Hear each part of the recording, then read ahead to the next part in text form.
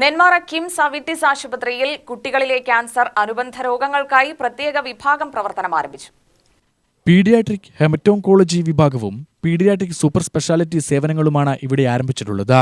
കുട്ടികളുടെ രക്തരോഗങ്ങൾ, ക്യാൻസർ രോഗങ്ങൾ, സങ്കീർണ രോഗങ്ങൾ എന്നിവയ്ക്ക് വിദഗ്ധ ചികിത്സ ലഭ്യമാക്കുന്നതാണ് ഈ വിഭാഗം.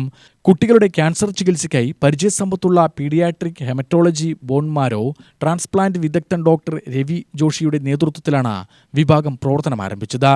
ലിംഫോമ, ബ്രെയിൻ ട്യൂമറുകൾ, രക്തസ്രാവ, രക്തക്കട്ടപിടിക്കൽ എന്നിവയ്ക്കായി രോഗനിർണയവും ചികിത്സയും ലഭ്യമാകുമെന്ന് അധികൃതർ വാർത്താസമ്മേളനത്തിൽ അറിയിച്ചു.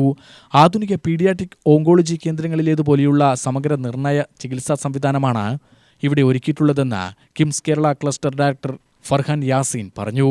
ഇതോടൊപ്പം paediatric cardiology, neurology, endocrinology, nephrology development paediatric critical care എന്നിവയും സജ്ജമാക്കിയിട്ടുണ്ടെന്ന് കൺസൾട്ടന്റ് പീഡിയാട്രിക് വിദഗ്ധൻ ഡോക്ടർ വരുൺ ശങ്കർ അറിയിച്ചു.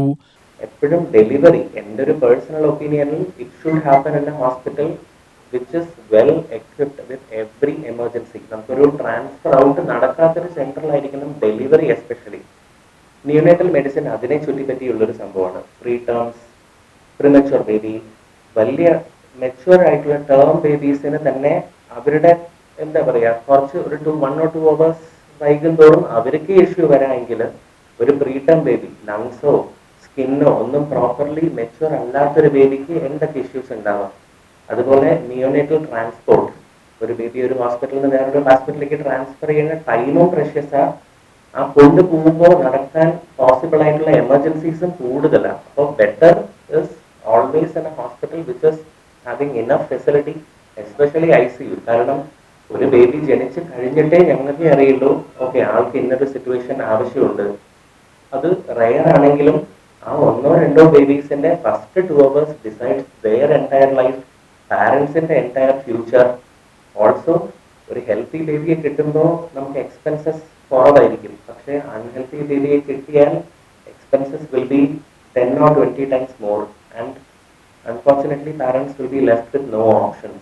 So I pray all babies be born with no issues. അതാണ് നമുക്ക് വേണ്ടത്. ഇനി അങ്ങനെ എന്തെങ്കിലും ഇഷ്യൂസ് ഉണ്ടെങ്കിലും to an extent we can take care. അതിൽ നമ്മൾ പ്രോംപ്റ്റ് ആയിട്ടിരിക്കണം, അവയർനെസ് വേണം. അക്കോർഡിംഗ് ടു മീ നിയോനേറ്റൽ ICUലെ ഏറ്റവും important topic is blood asphyxia. ജനിക്കുമ്പോൾ ഉള്ള ഓക്സിജൻ ഡിപ്രൈവേഷൻ, ഫസ്റ്റ് 3 daysലുള്ള ഹൈപ്പോഗ്ലൈസീമിയ, ഷുഗർ കുറയാതിരിക്കൽ. വാർത്താസമ്മേളനത്തിൽ ഡോക്ടർ രവി ജോഷിയും പങ്കെടുത്തു. UTV news, Palakkad.